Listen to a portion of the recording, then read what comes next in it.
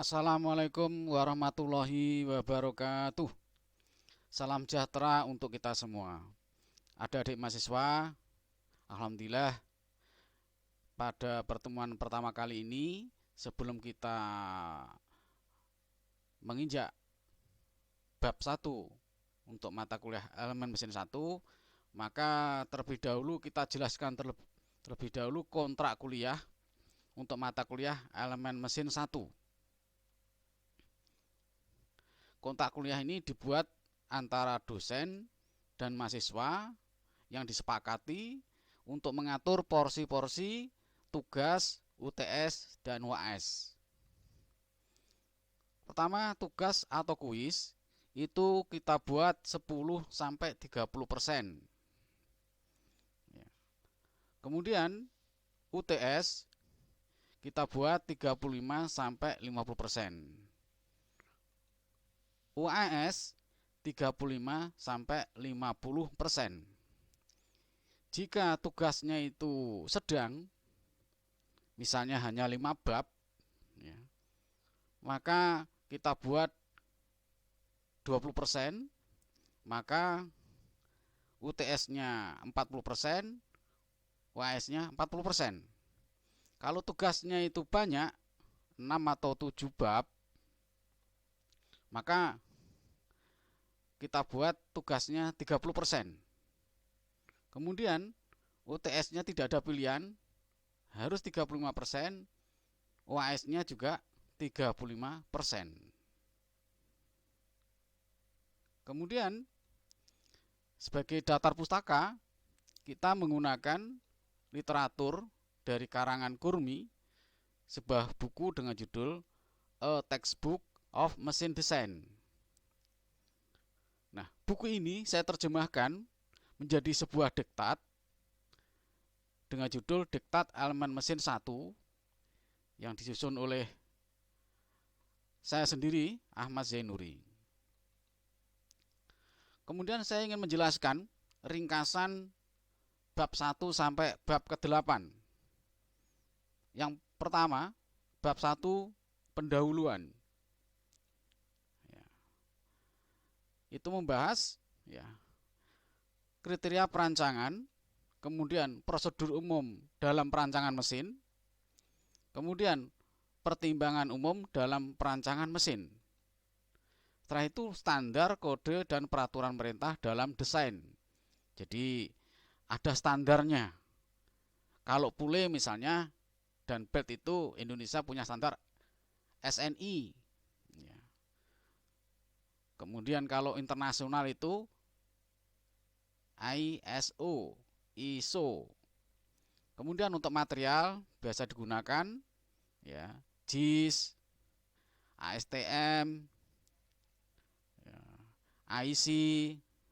Kemudian untuk pelumasan atau oli SAE. Nah, standar ini sudah diatur oleh para ilmuwan di seluruh dunia.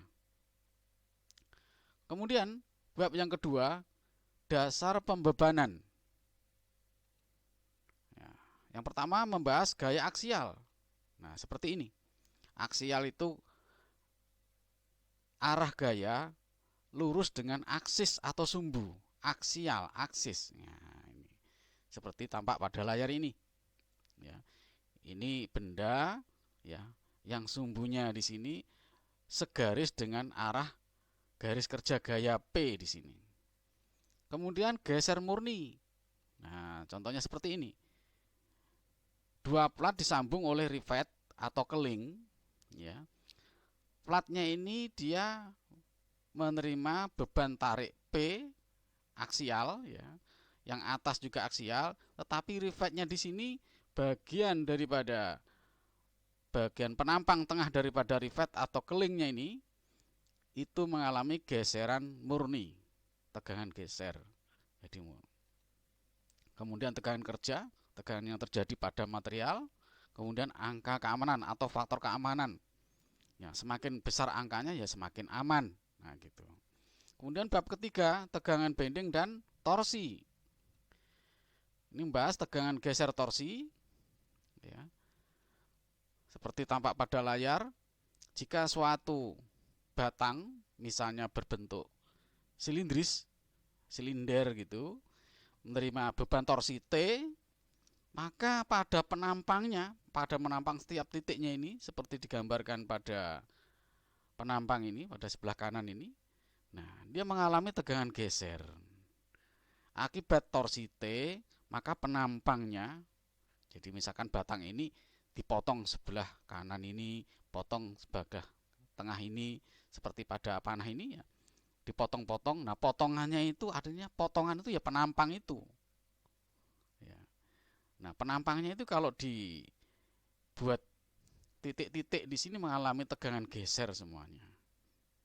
Ini akibat dari torsi batang yang dipuntir, maksudnya begitu. Maka penampang setiap batangnya menimbulkan tegangan geser. Makanya diberi nama tegangan geser torsi. Kemudian dibahas juga tegangan bending dalam balok lurus. Nah, contohnya seperti ini. Ini ada balok atau silinder ya, atau batang ya. Ketika dikenai bending pada ujung-ujungnya di sini, maka pada sisi bagian atas itu akan melengkung. Ya, seperti pada layar ini, ya, melengkungnya di sini mengkerut, artinya memendek. Kalau memendek, artinya penampang yang bagian atas ini, ya, itu mengalami tegangan tekan. Kemudian yang bagian bawah, lihat pada layar C aksen, H aksen di sini kan memanjang, maka mengalami tarikan. Jadi yang bawah ini mengalami tegangan tarik, yang atas mengalami tegangan tekan. Nah, bending itu artinya bengkok. Tegangan bending, tegangan yang menyebabkan material itu bengkok. Nah, gitu pemikiran sederhananya. Kemudian bab keempat itu sambungan keling. Nah, yang pertama pendahuluan. Nah, kalau pendahuluan ini isinya itu definisi daripada sambungan keling. Keling itu pengertiannya apa? Nah, begitu ya. Nah, ini keling, contohnya gambar keling atau rivet. Kemudian metode pengelingan, material keling, tipe kepala keling. Tipe kepala keling ini bermacam-macam juga. Tipe sambungan keling, artinya sambungan dua plat atau lebih disambung, ya, artinya tipe sambungan. Nah, gitu ya. Kemudian kegagalan sambungan keling, kekuatan dan efisiensi sambungan keling, ya, sambungan keling untuk struktur. Nah, kemudian sambungan keling dengan beban eksentris, artinya bebannya itu tidak sepusat dengan keling, ya, sambungan keling tidak sepusat. Nah, gitu. Kemudian bab 5 itu sambungan las. Ya.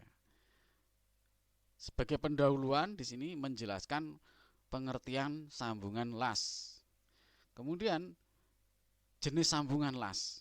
Nah, jenis sambungan las contohnya seperti ini. Square butt joint, artinya di sini plat disambung, ya. Square itu persegi. Nah, ini sambungan lasnya ini berbentuk persegi. Kemudian single V butt joint, ya, V berbentuk V. Ini ya single U butt joint berbentuk U. Double V butt joint. Nah, ini double U, V-nya double. Nah, kemudian double U yang ini. Nah, kemudian kekuatan sambungan las fillet melintang. Kekuatan sambungan las fillet sejajar. Kasus khusus sambungan las fillet. Kekuatan butt joint. Beban eksentris sambungan las. Nah, jadi ini membahas ya, sambungan las. Kemudian bab ke-6 sambungan ulir. Sebagai pendahuluan menjelaskan definisi ulir. Kemudian istilah penting pada ulir. Nah, contohnya ini ulir luar, ulir dalam. Nah, ini istilah-istilah ya. Ada slope, angle of thread, ini namanya istilah-istilah. Aksis ini sumbu, nominal diameter dan sebagainya. Kemudian jenis ulir, macam-macam ulir itu bermacam-macam.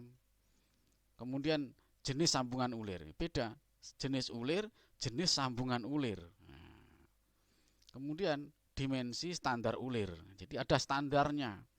Sehingga mesin buatan Eropa ya kita beli ketika ulirnya ada yang rusak, spare partnya ada yang rusak, maka kita bisa beli ulir di Indonesia karena ada standarnya. Orang buat ulir tidak sesuai dengan karangan sendiri, mengikuti standar.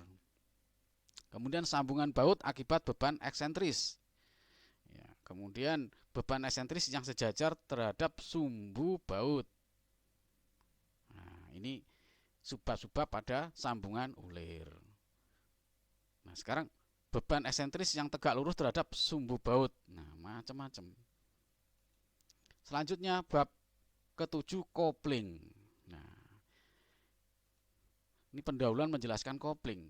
Jadi istilah kopling secara ilmiah bukan kopling seperti pada sepeda motor. Kalau kopling pada sepeda motor bahasa ilmiahnya itu clutch. Tapi kalau kopling secara ilmiah itu artinya seperti ini. Nah, ini kopling yaitu suatu material atau benda yang menghubungkan dua poros. Ya, menghubungkan dua poros secara permanen di sini. Nah, walaupun dia bisa dilepas, tapi dia putaran antara dua poros penggerak sebelah sini yang digerakkan porosnya sebelah sana, ya. Itu putaran penggerak dan yang digerakkan itu sama dan permanen. Ya, permanen, tidak bisa berubah-ubah seperti istilah kopling pada sepeda motor. Nah, inilah perbedaan bahasa ilmiah dengan bahasa yang ditemukan di pasaran. Kemudian tipe kopling, jenisnya kopling bermacam-macam itu. Nanti dijelaskan. Nah, ini jenis-jenis slip kopling, kemudian klem kopling, ada flank kopling, ya. Nah, ini macam-macamnya. Kemudian bab ke-8 atau yang terakhir ini pegas. Nah, sebagai pendahuluan menjelaskan definisi dari pegas. Ada jenis pegas atau tipe pegas. Contohnya seperti ini. Ini pegas pada sepeda motor, juga pada mobil. Ini pegas tekan, sedangkan yang sebelah kanan ini pegas tarik. Nah, ada pegas daun, ada pegas torsi, macam-macam tipe pegas itu. Pegas helik, kemudian tegangan dalam pegas, kemudian defleksi pada pegas helik. Kemudian energi yang tersimpan dalam pegas. Nah, inilah materi yang akan disajikan pada elemen mesin 1. Ya, kita susun sesuai dengan kurikulum nasional.